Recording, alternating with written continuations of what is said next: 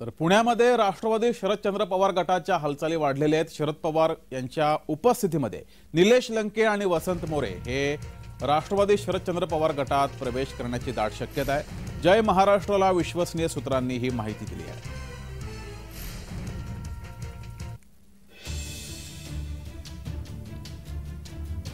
तर निलेश लंके आणि वसंत मोरे हे राष्ट्रवादी शरदचंद्र पवार गटात प्रवेश करण्याची शक्यता आहे। शरद पवार यांच्या उपस्थितीमध्ये हा पक्षप्रवेश सोहळा पुण्यामध्ये पार पडणार आहे।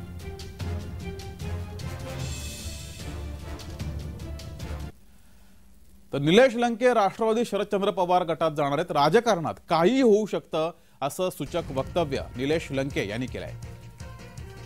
निलेश लंके यांनी सूचक वक्तव्य केले। राजकारणात काहीही होऊ शकतं असं त्यांनी म्हटलंय। जनतेचा कौल काय आहे, कार्यकर्त्यांचा आग्रह काय आहे, हे अजून पाहिलेला नाही।